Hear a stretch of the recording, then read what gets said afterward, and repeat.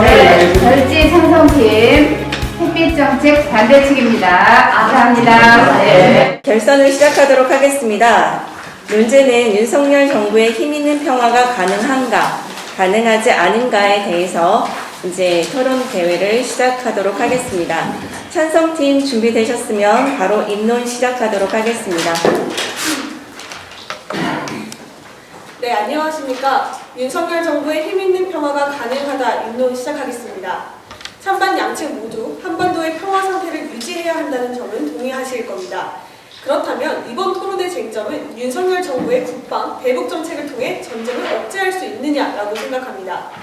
플라비우스의 군사학 논고에서 평화를 원하거든 전쟁을 준비하라고 했습니다. 상대가 군사력을 증강하는 와중에 대응하지 않는다면 군사적 불균형으로 인해 전쟁이 발생할 수 있습니다. 즉 강한 군사력을 통해서 전쟁 억제력을 확보해야 하는 거죠. 그래야 평화 상태를 유지할 수 있습니다. 저희 찬성 측은 이러한 인식을 바탕으로 세 가지 근거를 들어 윤석열 정부의 힘있는 평화가 가능하다고 주장하는 바입니다. 첫째, 윤석열 정부의 국방력 강화 정책을 통해 전쟁 억제력을 확보할 수 있습니다. 북한이 지속적으로 군사력을 강화하고 있는데요. 국방부에 따르면 한국 전역이 핵공격 범위에 포함될 정도로 북한의 군사력은 굉장히 강합니다. 헤리티지 재단 보고서에도 북한이 실제 전쟁에 필요한 핵 역량을 개발 중이라고 하고 있죠. 하지만 현재 대한민국의 군사력으로는 상대 우위에 있다고 하기 어렵습니다. 합동참모본부에 따르면 북한이 자강도에서 미사일을 발사하면 식별하기도 전에 수도권이 당하게 됩니다. 상수의 전략에 의하면 적의 핵심적인 위협에 대응하기 위해 압도적으로 군사적 우위를 달성해야 합니다. 윤석열 정부의 국방정책, 즉 한미연합훈련 강화, 확장 억제 강화, 한미일 군사협력, 삼축체제 강화 등을 통해서 군사적 우위를 달성해야 합니다. 그래야 전쟁을 억제할 수 있기 때문이죠. 둘째, 윤석열 정부의 대북정책으로 북한과의 협상을 이끌어낼 수 있습니다. 저희는 단순히 북한과 대치만 하자는 것이 아닙니다. 강력한 안보, 억제력을 토대로 북한을 대화의 장으로 나오게끔 유도해야 합니다. 윤석열 정부는 억제와 협력을 동시에 추구하는 양면 전략을 구사하고 있죠. IBK 기업은행 경제연구소 보고서에 따르면요, 대북제재 완화가 절실한 북한 상황을 감안했을 때 북한이 담대한 구상에 대해 전향적인 입장을 취할 가능성이 높습니다. 압박을 통해서 대화를 이끌어낼 수 있다는 건데요.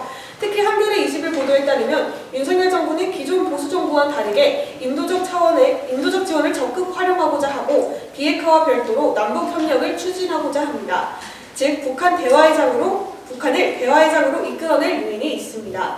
마지막으로 윤석열 정부의 대북정책은 미국의 대북정책 방향성과 일치하기에 동맹의 가치를 확고히 할 수 있습니다.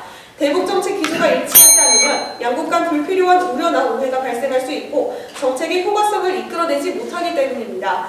조지 부시 대통령과 김대중 대통령의 대북정책이 상이하여 한미관계에서 금이 간 사례가 있죠. 다행히도 윤석열 정부의 대북정책은 미국과 방향성이 같습니다. 백악관 K건 국장과 수미테러 우르돌 월슨 아시아센터 국장은 미국과 한국 정부가 북한 문제에 대한 같은 관점을 공유하고 있다는데 의문의 여지가 없다고 한 바 있습니다. 저희 찬성 측은 이 세 가지 이유를 근거로 윤석열 정부의 힘있는 평화가 가능하다고 주장합니다. 감사합니다. 네, 수고하셨습니다. 반대측 입론 시작하도록 하겠습니다.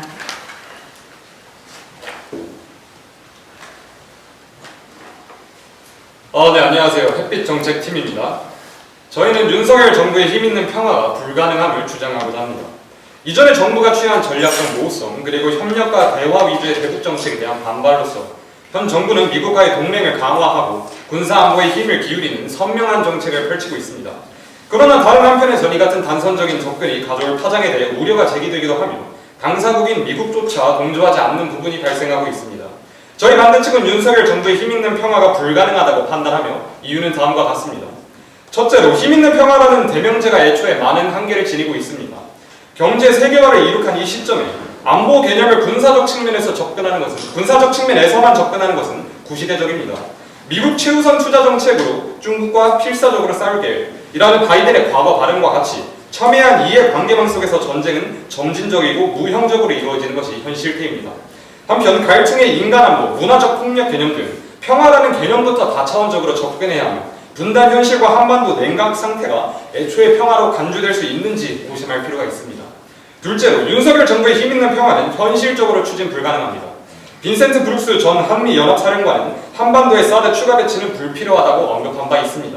쿼드 가입은 미국의 의사로 무산됐고 윤석열 정부가 주장하는 전술핵은 애초에 미국이 거부했습니다. 한편 북한을 둘러싼 군사 강화는 중국의 반발이라는 중요한 장애물을 앞두고 있으며 지금의 국제무역 판도에서 이를 무시할 수는 없는 노릇입니다. 다시 말해 윤석열 정부의 힘있는 평화는 그 실제적 구현에 대한 고심은 없는 한낱 정치적 선언에 불과합니다. 셋째로 윤석열 정부의 힘있는 평화는 인과적으로도 실현 불가능합니다.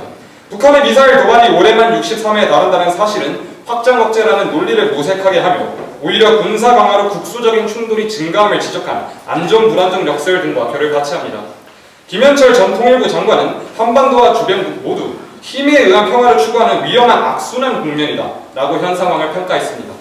미중 갈등과 비핵화 문제를 둘러싸고 미국, 중국, 북한, 일본 모두의 긴장이 고조되는 가운데 힘있는 평화를 천명하는 것이 과연 적절한 처사일지 재고해야 할 시점입니다. 결론적으로 윤석열 정부의 힘있는 평화는 평화라는 개념 자체에 대한 접근에서부터 제한적인 시각 아래 추진되어 오히려 동아시아 및 한반도의 긴장을 고조시키기만 하는 정책 기조라고 평가할 수 있습니다. 혹자는 협력과 협상을 통해 평화를 추구하는 것이 이상적이라고 비판하지만 반대로 힘을 통해 상대를 굴복시키고 제어할 수 있다는 그 믿음이야말로 실현할 수 없는 이상에 불과한 것은 아닌지 되물을 때입니다. 감사합니다. 네, 수고하셨습니다. 그러면 작전 시간 1분 드리도록 하겠습니다.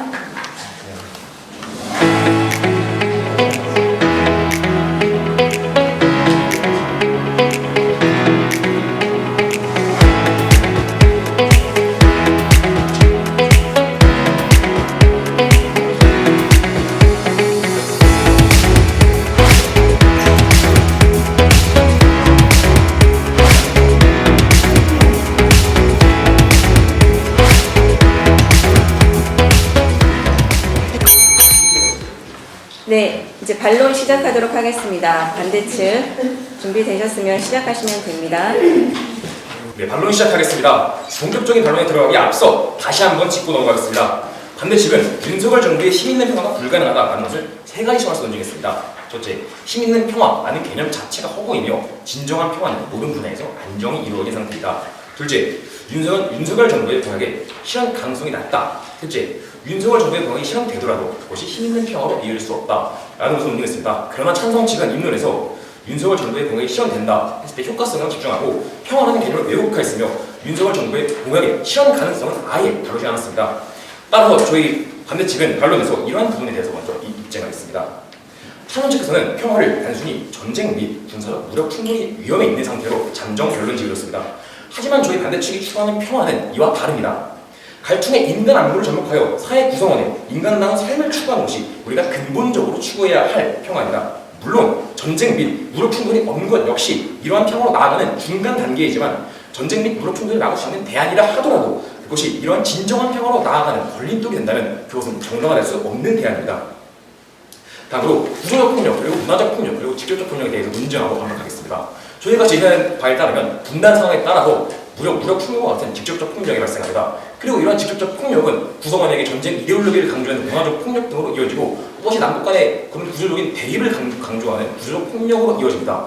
이런 폭력들은 단순히 무력 충돌 아니면 문화적 이데올로기가 강조되는 것이 한 번에 일어나는 것이 순차적으로 일어나는 것이 아닙니다. 그런데 찬성 측은 단순히 그냥 전쟁 및 무력 충돌을 막아야 한다라고만 주장하며 이렇게 순차적으로 이루어지지 않는 이러한 동시다발적으로 이루어지는 평화들을 무시하고 있습니다.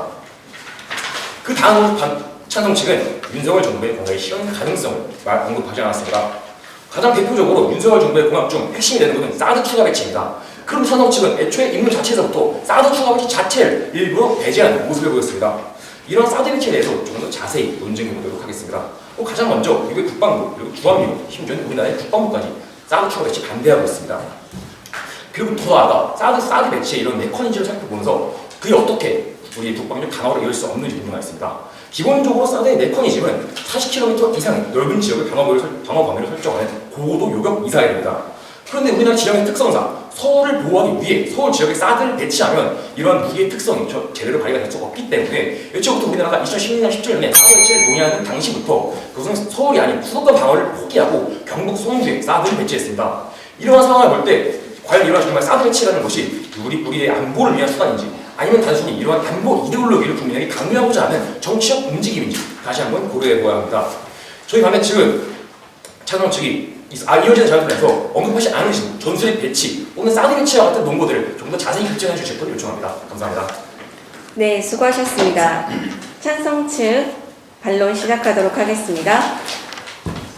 네, 찬성 측 반론 시작하도록 하겠습니다. 먼저 실질적인 반론에 앞서서 반대 측에 대한 반박을 좀 하고 시작하도록 하겠습니다.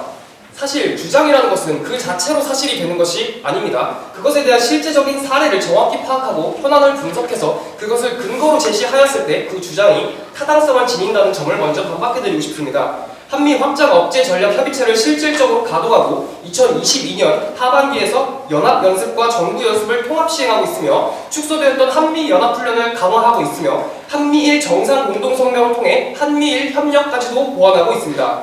또한 기존에 문제되었었던 3축 체계의 문제점을 보완하기 위해서 4축 체계로 보완해야 된다는 그러한 입장까지 나온 상태입니다. 저희는 반대 측께서 계속해서 이런 국소적인 측면에서만 주목하시는 점이 상당히 아쉽다는 말씀을 드리고 싶습니다. 그렇다면 저희는 여쭙고 싶습니다. 한미 확장 억제 전략 협의체를 통해서 실체적으로 윤석열 정부에서 발표했었고 지금 가동이 되었었던 수많은 그런 전략 강화들에 대해서 어떻게 생각하시는지 구체적인 그 입장을 밝혀주셔야 할 것입니다. 또한 새 술은 새 부대에 담아야 하는 것처럼 새로운 국면에는 새로운 안보 전략이 필요합니다. 저희는 반대 측께서 동일하게 인지를 해주신 것처럼 현재 사드 배치만으로는 그런 국군의 방어를 충분히 할 수 없다는 그런 문제의식에서 출발하여 그렇다면 도대체 우리는 어떠한 안보 전략을 갖추고 어떠한 국방태세를 갖추어야 하는지 살펴볼 필요가 있습니다. 먼저 북한군의 군사력 우위는 생각보다 심각합니다. 그렇기 때문에 우리는 이러한 방어 체계를 구성하고 군사력을 보완해서 이러한 안보 체계의 구멍을 막을 필요가 있습니다. 먼저 한국군은 SLBM 발사를 지상 발사 미사일로 오판하였으며 신형 미사일과 방사포를 섞어 쓰는 섞어 쏘기에 현재 대응을 하지 못하고 있죠. 추가적으로 킬체인의 핵심인 현무2가 오발이 났고 천군과 패트리엇 같은 미사일 역시도 오발 사고가 났습니다. 뿐만이 아닙니다. 군사력을 통해서 본다면 상비병력은 북한은 남한의 2.3배, 예비병력은 2.5배를 보유하고 있으며 육군 장비로 가면 다연장 로켓과 방사포는 20배, 해군 함정과 함정 숫자는 6배, 공군 전투기의 숫자는 3배입니다. 저희는 이러한 종합적인 측면에서 볼 때 그리고 앞서 말씀해 주신 것처럼 사드 배치는 수도권을 충분히 보완하지 못하는 동일한 문제의식에서 출발을 한다면 구체적으로 이러한 대안에서 저희 측의 그런 윤석열 정부의 힘인 통합 평화를 단순히 비판하는 것이 아니라 실제적인 대안을 들고 나오셔야 된다는 점을 추가적으로 말씀드립니다. 그리고 저희가 말씀드리고 싶었던 것은 저희가 이러한 여러 가지 측면에서 다각적인 그런 협력을 통해서 국방태세를 점검하고 실제적인 억지력을 통해서 북한에 대한 정쟁 억지력을 확보할 수 있고 그 핵교리를 법제화하고 계속해서 선제공격과 무력 도발을 감행하고 있는 그런 북한의 태세에 대응하기 위한 실제적인 대응은 윤석열 정부의 힘을 통한 평화라는 점을 말씀드리고 싶습니다. 이상 반론 발언 마치겠습니다. 감사합니다. 네, 수고하셨습니다. 작전 시간 1분 드리도록 하겠습니다.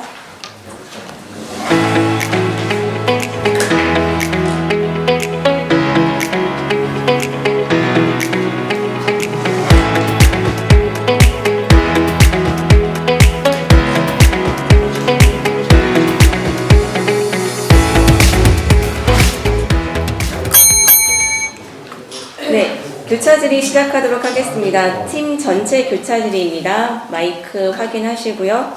네, 지금은 마스크는 그냥 쓴 채로 하도록 하겠습니다. 네, 이제 찬성 측에게 주도권 드리도록 하겠습니다. 네, 윤석열 정부의 힘있는 평화가 불가능하다고 하셨습니다. 현실적으로도 불가능하고 실질적으로 구현도 불가능하다. 정치적으로는 불가하다 하셨는데 그럼 현실적으로 가능한 대안이 무엇이 있을까요? 저희는 경제적 상호 우연성을 전제시키는 방안을 가져왔습니다. 저희는 그래서 이렇게 힘을 통한 평화를 이루는 게 아니라 남북 간의 경제 협력을 통해서 양쪽의 상호 우연성을 전제시키고 이를 통해서 굳이 남한과 북한이 무력 충돌할 필요가 없는 그런 네, 잘 들었습니다. 네, 그럼 저는 반대 측에게 질문하고 싶습니다. 현재 북한의 군사력이 위협적이라고 생각하십니까? 위협적이라고 생각을 하지만 그것은 행동이 네, 위협적이라는 점에 동의를 해주셨습니다. 그렇다면 군사력 강화, 핵 선제 타격 법제화를 하는 와중에 국방력을 강화해야 된다는 것은 당연합니다. 왜냐하면 북한의 위협적인 군사력 대응에 대해서 저희는 무대응을 한다는 것은 안보를 포기하는 것이기 때문입니다. 그러면 국방력을 강화해야 한다는 점 동의하십니까? 저희는 국방력 강화에는 동의를 합니다. 네, 그럼 구체적으로 어느 부분에서 강화를 해야 한다고 생각하시나요? 말씀하신 그 군사력에 관한 지적들이 분명 타당하다고 생각합니다. 네, 타당하다고 말씀해 주셨습니다. 저희는 궁극적으로 4가지 측면에서 군사력을 강화해야 된다고 말씀드렸습니다. 한미연합훈련 강화, 확장 억제 강화, 그리고 한미일 군사협력, 그리고 마지막으로는 제4축체에 대해서 말씀드렸습니다. 그럼 이 네 가지에 대해서 모두 강화를 해야 된다는 점 동의를 해주시는 건가요? 아닙니다. 네, 그렇다면 군사력을 강화해야 되는데 이 네 가지를 말고 다른 것을 강화해야 한다는 말씀이신가요? 아까 예시로 든 뭐 킬체인의 어떤 오발이라든가 이런 부분에 대해서 보완을 네, 말씀을 해주셨습니다. 3축 체계가 해당됩니다. 그것은 그렇기 때문에 킬체인을 강화해야 된다는 것은 3축 체계를 강화해야 한다는 것과 동일하게 말씀드릴 수 있습니다. 네, 첨언해서 말씀드리겠습니다. 방금 말씀하신 3축 체계 강화를 바로 윤석열 정부에서 주장했다는 거 알고 계십니까? 네, 알고 있습니다. 근데 그렇다면 저희가 말씀드리고 싶은 것은 반대 측은 계속해서 반대를 위한 반대만을 하고 계시지 저희 측에서 말씀드린 대안 중에서 어느 정도는 흡수를 하면서 또 어떤 것은 이것은 윤석열 정부 간의 그런 특징이다라고 계속해서 선긋기를 하고 계세요. 그렇다면 구체적인 차이가 도대체 무엇입니까? 일단 논점 이탈이 있는 것 같은데 우리는 군사력을 강화하냐 강화하지 않느냐를 논하는 것이 아니라 윤석열의 힘있는 평화라는 전반 거시적인 기조에 대해서 논하고 있는 네, 것입니다. 알겠습니다. 거시적인 기류에 대해서 논한다고 말씀을 해주셨는데요. 저희는 그렇게 생각하지 않습니다. 현재 윤석열 정부의 군사력 강화 정책, 대북 정책 등이 한반도 평화, 즉 북한을 군사력 위협을 억제할 수 있느냐가 핵심 쟁점이라고 생각이 되고요. 그 부분에서 동의를 해주셨습니다. 그러면은 대안에 대해서도 묻겠습니다. 경제 협력을 통해서 어떻게 북한의 군사적 위협을 막을 수 있을까요? 저희는 경제적 상호연성이라는 개념을 들고 왔는데 일단 이론적으로 설명 간단하게 드릴까요? 제가 자유주의자적인 시각을 좀 가져왔습니다. 자유주의자적인 시각이 뭐냐고 하면은 가만히 경제적인 협력이 증가한다는 이러한 경제적 협력을 바탕으로 남북 간의 의성 오염성이 증대를 하고 남북 간의 그런 전쟁을 벌였을 때 기회비용이 증가하기 때문에 네, 여기까지 듣겠습니다. 저희는 반대측의 모순점을 지적하고 싶습니다. 즉, 군사력을 강화해야 한다면서 경제적 협력을 또 진전해야 된다고 합니다. 즉, 저희가 말씀드렸던 것이 바로 군사력 강화입니다. 네, 수고하셨습니다. 이번에는 반대측에게 주도권을 드리도록 하겠습니다. 일단 마지막에 말씀해주신 답변 간단하게 드리고 시작하겠습니다. 모순점이 아니라고 생각을 하는데 저희가 말씀드린 거는 군사력 강화를 반대하는 게 아니라 점진적인 군사력 강화를 통해 안보적 측면을 보완하면서도 경제 협력을 우리가 추구해야 하는 방향성은 경제 협력을 통해서 전쟁이 없는 무력 충돌 상황을 만드는 것이 목표라고 말씀드렸고 한 가지만 더 언급을 드리면 실질적인 회계 분석 자료가 있는데 실제로 남북 간의 경제 협력이 어떻게 됐을 때 분석을 해보니까 남북 간의 무력 충돌 아니면 군사적인 좀 분쟁 발생이 좀 감소했다라는 실질적인 회계 분석 자료가 있다는 점을 드리려고 하겠습니다. 네, 그럼 본격적으로 교차사 질문 드리겠습니다. 찬성 측에서는 반론 서두에 실제적 사례나 현안을 제시했을 때 주장의 정당성을 가진다고 말씀하셨습니다. 그러나 오히려 찬성 측은 선택적으로 확장 억제를 위해 중요한 위치인 북한의 반응이나 실질적으로 거시적인 부분인 쿼드나 사드 배치 같은 실질적인 사례는 무시하시고 남한의 확장 협의체 행동 등과 같은 자의적인 국소적인 자료 제시를 보여주십니다. 인론에서 한국이 우위에 있다고 보기 어렵다며 국방력 강화에 대해서 언급하셨습니다. 맞습니까? 네. 그렇다면 윤석열 정부 집권 이후 남한은 국방력 강화를 지속적으로 진행해 왔습니다. 맞습니까? 맞습니다. 그렇다면 찬성 측이 제시한 확장 협의체나 한미 군사 연합 훈련은 북한의 10월 도발에 대한 국민들의 불안을 얼마나 감소시켰습니까? 저는 돌려 묻고 싶습니다. 경제 협력을 어떻게 북한의 그런 도발에 대한 위험을 감내할 수 있을까요? 경제 협력에 관한 부분은 저희가 지금 질문 드리는 게 아니니까 조금 저희가 질문 드리는 부분에 대한 답변 부탁드립니다. 네, 답변 드리도록 하겠습니다. 먼저 일관성 있는 정책을 통해서 북한에 대한 대북 억지력을 가지겠다고 확보하고 말하는 윤석열 정부의 그런 정책 기조가 오히려 진정으로 국민들의 불안을 감소시킨다고 생각합니다. 오히려 역으로 반대측에서 주장해주신 네, 감사합니다. 여기까지만 듣고 넘어가도록 하겠습니다. 다시 한번 약간 핀트를 바꿔서 그럼 질문해 보도록 하겠습니다. 양면 전략 언급해 주셨는데 양면 전략이 무엇이? 양면 전략은 바로 말씀드려도 될까요? 마이크 꺼져가지고 양면 전략이 무엇이냐라고 하면은 이런 협력을 확대하고 그리고 군사적인 측면을 보완한다라는 전략인데 지금 현재 우리나라 상황 어떻습니까? 그 군사적인 측면에 북한이 계속해서 무력 도발이 놓여 있습니다. 그리고 협력 어떻게 하고 있습니까? 전혀 되지 않고 있습니다. 이런 양면 전략이 오히려 양면 모두에서 북한과 좋지 않은 결과를 만들어내고 있다라는 것입니다. 이런 반대측이 가장 먼저 입장에 주장할 것은 제가 계속해서 요청한 게 사드 추가 배치 아니면 전술핵 배치와 같은 그런 윤석열 대통령이 공약을 어떻게 실질적으로 시행할 것인지를 먼저 논증해 주셔야 합니다. 네, 우선 전술핵 배치 관련해서는 윤석열 정부에서도 소통에 오해가 있었다며 그 추후에 입장을 선회를 했었죠. 하지만 모든 공약들을 고지고대로 그런 입장차가 있었음에도 불구하고 그대로 실시하는 것이 오히려 정책 기조의 안정성을 통해서 문제가 있습니다. 윤석열 정부의 이런 통한 주제를 짚고 있는 윤석열 정부의 힘 있는 평화가 실현 가능한가라는 걸 말씀을 드리고 싶고, 이런 측면에서 윤석열 정부는 공약을 전도하는 것이 과연 불필요한 일인가라는 의문을 드리겠습니다. 네, 수고하셨습니다. 작전 시간 1분 드리도록 하겠습니다.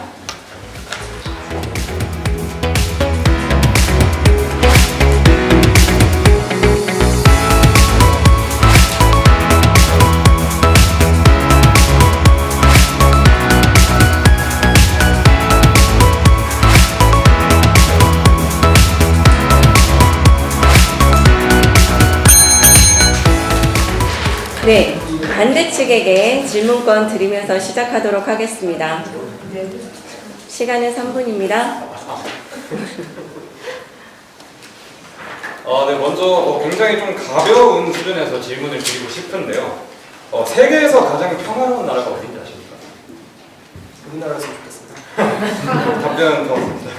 일단 그 경제평화연구소의 세계 평화지수를 기준으로 해서 1등이 아이슬란드입니다. 아이슬란드 같은 경우에 정규군이 애초에 없습니다. 근데 이 부분에 관해서 찬성 측이 어떤 생각이신지 한번 여쭙겠습니다. 네, 아이슬란드라고 하면 사실 저희 반대측과 찬성 측 모두 공감하시다시피 우리나라와는 너무 동떨어진 사례라서. 네, 그러니까 제가 조금 더 설명을 드리자면 우리나라와 동떨어졌다. 그러니까 다시 말해서 우리나라와 사회의 문화적 환경과 맥락이 다르다는 얘기죠. 그러니까 군사력의 얘기가 아니라 사회의 문화적 환경이 다르다는 것이고, 더 나아가서 이런 부분에서 국가적인 논리라든가 외교 이런 것들이 복합적으로 작용했을 때 우리가 평화라는 것들을 달성할 수 있다는 겁니다. 그거를 우리가 아이슬란드의 사례에서도 충분히 볼 수 있는 거고요. 그 다음에 또 여쭙고 싶은 것이 사실 이 쿼드나 이런 부분에 관해서는 계속해서 답변을 회피하고 계신데 다시 한번 이유를 여쭙고 싶습니다. 답변을 회피한 것이 아니고요. 그 쿼드와 관련된 논의는 사실상 문재인 정부 때부터 지속적으로 나온 것이고, 쿼드 플러스로 확장이 되었을 때 이것에 대해서 윤석열 정부가 직접적으로 참여하는 의사를 밝히지 않은 것으로 알고 있습니다. 근데 윤석열 정부가 참여 의사를 밝히지 않으려 했다가 사실은 참여 의사를 밝혔고, 근데 밝히고 난 다음에 미국이 사실은 거부를 한 셈이죠. 그렇기 때문에 이 쿼드라든가 이런 부분을 미루어 과연 미국이 우리와 정말로 이 대북 기조를 같이 하고 있는가라는 의문이 들 수밖에 없는 거고요. 더 나아가서 이제 확장 억제라는 논리에 대해서 언급을 하셨는데, 사실 이 확장 억제라는 같은 경우에 이 요건이 있습니다. 그래서 우리나라가 미국에 대한 신뢰가 있어야 되고, 미국이 확장 억제를 할 만한 능력이 있어야 되고, 또 미국의 의지가 있어야 되는데, 앞서 언급한 바대로 과연 미국의 의지가 있는가에 대해서 의문이 드는 부분이고요. 또 미국에 대한 신뢰도 우리가 무시할 수 없습니다. 사실은 그러니까 과연 미국이 정말 북한의 비핵화를 원하고 있는가? 우리나라가 이제 러시아와 우크라이나 전쟁에서 볼 때 이제 우크라이나 같은 경우에 러시아와 전쟁을 하고 있지만 미국으로부터 지원을 받고 있죠. 근데 미국이 직접적으로 개입은 하고 있지 않습니다. 그러니까 사실 이 우크라이나가 어떻게 보면은 이 러시아와 미국의 전쟁을 배신하고 있다, 뭐 이런 분석도 하는 사람들이 있고, 그리고 실제로 그래서 한반도가 이 미중 전쟁의 어떤 대체 역할이 될 것이다. 그러니까 한반도에서 미중 전쟁이 펼쳐질 수 있다라는 라는 분석도 일각에서 제기가 되고 있고, 그런 측면에서 어떤 미국의 어떤 저의라는 것에 대해서 의심할 필요가 있다고 이제 분석하는 사람들도 있는데, 이런 부분에 대한 생각이 어떠십니까? 사실 질문이 너무 길어서 핵심적으로 말씀하신 게, 미국은 신뢰적인 측면에서 봤을 때 한국을 더 이상 군사적 요청으로서 신뢰하지 않는다는 말씀. 반대로 우리나라가 미국을 과연 그렇게 전적으로 신뢰할 수 있냐라는 물음이 있다고 얘기하겠습니다. 네, 그러니까 그 말씀하신 근거가 미국이 우리에게 충분한 신뢰를 줬냐를 말씀을 하셨기 때문에 질문 드렸던 건데, 답변 드리겠습니다. 먼저 러시아가 미국과 우크라이나의 전쟁을 대신하고 있다는 그 말씀은 상당히 저희는 동의를 하지 않고요. 그리고 남한의 군사적 요충지로서의 가치, 그리고 현재 미국과 일본, 한국과 미국, 그리고 한국과 일본에서의 그런 분절된 군사 협력을 통해서 볼 때. 네, 수고하셨습니다. 이번에는 찬성팀에게 질문권 드리도록 하겠습니다. 네, 시작하겠습니다.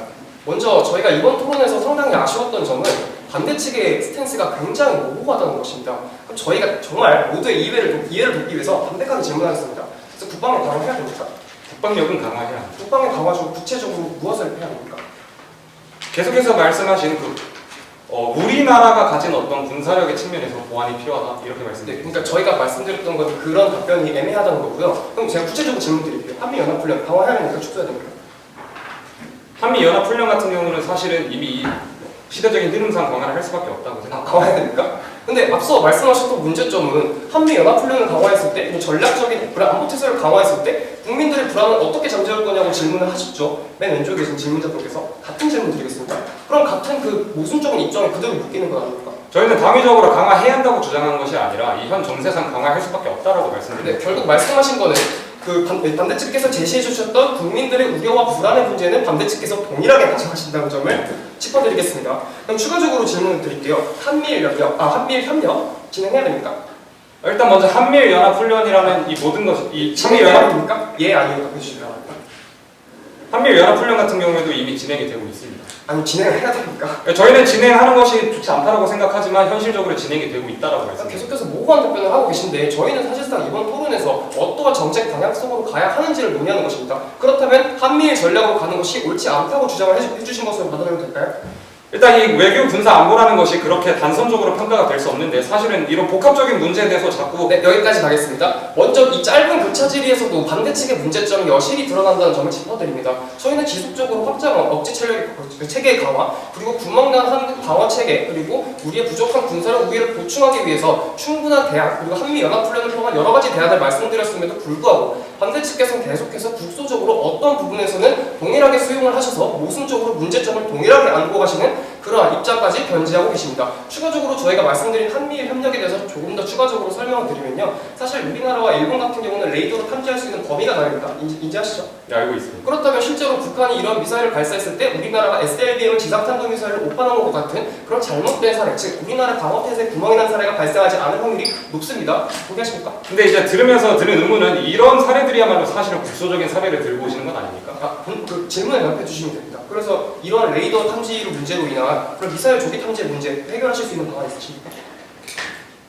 그런 것으로 알겠습니다. 있으십니까? 군사력이라는 측면에서는 저희가 계속 말씀드렸다시피 찬성과 크게 다르지 않습니다. 우리나라의 군사력이 아니요, 저희가 말씀드릴 것은 일본과의 협력을 통해서 그 다른 각도의 레이더 탐지를 할 수 있다는 걸 말씀드렸는데 우리나라가 그것을 실질적으로 혼자 할 수 있었으면 진짜 했겠죠. 하지만 그것이 안 되기 때문에 그리고 군절되었었던 일본과 한국 간의 정보 협력을 우리가 한미일로 통합시킴으로써 얻을 수 있는 그런 군사적 이점이 굉장히 많죠. 추가적인 네, 여기까지 하겠습니다. 네, 수고하셨습니다. 작전 시간 1분 드리도록 하겠습니다.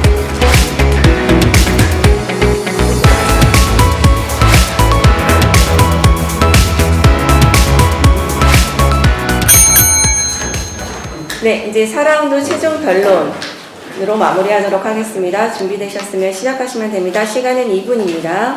네, 찬성 측 최종 변론 시작하겠습니다. 우선 이번 토론을 정리하겠습니다. 크게 두 가지 측면에 대해서 논의했습니다. 첫 번째는 북한의 군사력에 대해서입니다. 저희 찬성 측은 북한이 지속적으로 군사력을 강화하고 있고 이를 억제하기 위해서는 대한민국의 국방력 강화는 필수적이라는 점을 논증했습니다. 그리고 반대 측은 군사력을 강화해야 된다는 점에서 동의를 해주셨습니다.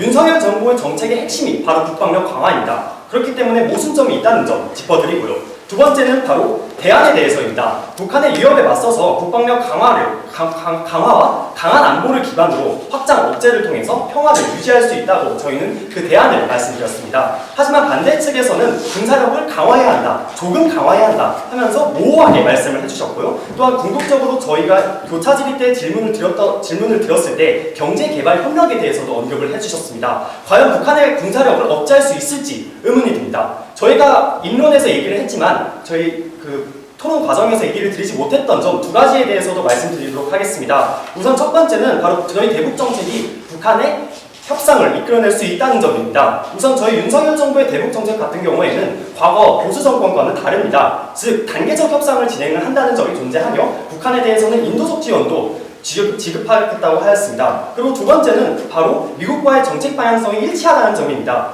군사력 강화에 대해서 동의를 해주셨듯이 미국과의 그런 안보 강화 그리고 공조 강화도 매우 중요합니다. 저희는 미국과의 그런 일치되는 그런 방향성이 있기 때문에 미국과의 공조를 강화할 수 있다는 점을 짚어드리고 싶습니다. 저희 찬성 측은 누구보다도 전쟁에 반대합니다. 한반도의 전쟁이 발발해서는 안 됩니다. 그러기 위해서는 전쟁을 억제해야 합니다. 즉 확장 억제, 윤석열 정부의 힘을 통한 평화를 통해서 억제를 할 수 있다는 점을 강조드리고 싶습니다. 상대가 창고에 무기를 쌓아두고 발사하고 있는데 저희는 적어도 강한 국방력을 통해서 이에 대응해야 됩니다. 최종 결론 마치겠습니다.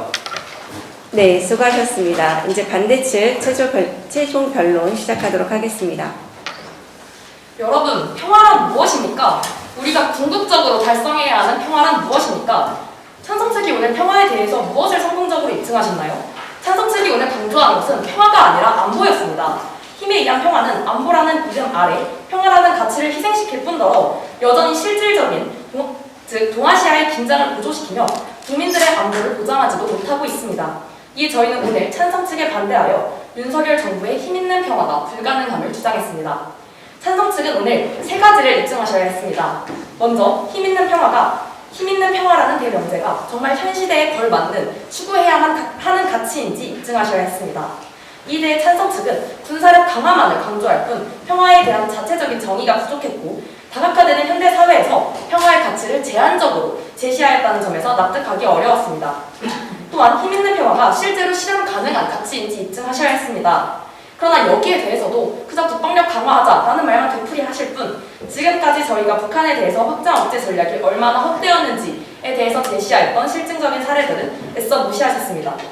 마지막으로 이를 차치하고서라도 윤석열 정부의 공약 중 선택적으로 실시할 수 있다고만 말씀하실 뿐 윤석열 정부가 힘있는 평화를 이루기 위한 공약을 실질적으로 추진할 수 있는지조차 입증하지 못하셨습니다. 가능성을 논하는 오늘 논제에 있어서 핵심적인 전술핵, 사드 등 분명 필수적인 요인들에 대해서도 의도적으로 논의를 배제하셨습니다. 결국 찬성 측이 말하는 공약들은 미국의 힘에 의존하기 마련인데도 이러한 제약들을 어떻게 해결할 것인지조차 설명 듣지 못했습니다. 저희는 지금껏 군사적 제재를 강화할수록 북한이 얼마나 위협적인 방식으로 대응했는지 보아왔습니다. 이를 반복하면서 양면 전략이 성공할 것이라고 생각하는 것은 그저 낙관적인 기대에 불과합니다. 강력한 무기보다 따뜻한 햇볕이 필요한 상황입니다. 이상 반대측 최종 변론 마치겠습니다. 네, 수고하셨습니다. 벌칙팀 결선을 마무리하도록 하겠습니다. 저는 들으면서 야 이걸 진짜 정치권에 있는 사람들이 좀 이 양쪽 논리를 다 알고 좀 했으면 좋겠다. 보통 주장하는 사람들이 자기 논리만 가지고 주장을 하는데 그런 의미에서 이런 통일을 준비하고 통일을 기대하는 미래 세대들이 진짜 이렇게 알고 가는 게 좋겠다. 기성세대로서 통일 문제라든가 이런 것들이 정말 이 여러 가지 난관이 봉착되어 있는데 새로운아마 어떤 계기가 된 것 같습니다. 장시간 동안 또 예선에서부터 결선까지 오셨는데 모든 분이 열심히 오셨다는 말씀 듣고 다른 분들이 좋은 말씀 많이 해주셨기 때문에 항상 우리나라를 위해서 열심히 봉사해 주시기 바랍니다. 고맙습니다. 네. 고려대학교 정치외교학과 재학 중입니다. 네. 세 분 다 네네. 다 고대팀입니까? 네. 뭐 해보니까 어떠셨어요? 토론 실력이 많이 부족함을 느끼고 하고 다음에 더 혹시나 기회가 된다면 좋은 모습으로 어딘가에서 보여드리기를 기대하고 있겠습니다. 감사합니다. 더 발전된 모습 보여드리겠습니다. 아유, 너무 감사합니다. 네. 저희는 대학 연합으로 이제 구성이 되어 있는데요. 저는 서강대, 여기 연세대, 그리고 경북대 연합팀으로 구성되어 있습니다. 네, 그리고 저희 팀 이름이 별지인데 별지가 이제 북한말로 별똥별을 뜻하거든요. 그래서 이제 저희가 어렸을 때 별똥별이 떨어지는 걸 보면서 소원을 빌지 않았습니까? 그래서 저희는 이 세 명의 공통점이 바로 우리의 소원은 통일, 이 지점에서 동의를 해가지고 이제 팀 이름을 또 별지라고 또 지었습니다. 네, 감사합니다. 고려대학교 3명으로 이루어진 팀이고 저희는 과는 각자 다른데 동아리에서 만나가지고 같이 이렇게 참가하게 되었습니다. 아까 한번 소개를 드리긴 했지만 저희 팀은 햇빛정책인데 당연히 시험 듣고 햇볕정책을 오던 게 아닌가라고 생각할 수 있을 것 같은데 일정 부분 약간 재미를 드리기 위해서 오던 분이 있긴 하지만 저희 팀장님 성함이 우햇빛이거든요. 그래서 좀 약간 재밌게 한번 이름을 지어보고자 해가지고 이렇게 이름을 지게 됐습니다. 되게 잘하시는 분들이랑 토론을 할 수 있는 기회를 얻게 돼서 정말 영광이었고 다른 데서 뵙게 된다면 정말 좋은 모습으로 다시 뵙고 싶습니다. 감사합니다. 처음으로 이제 전국구로 진행된 통일토론 경연대회에서 수도권이 아닌 지방에서 올라온 전남대학교 정치외교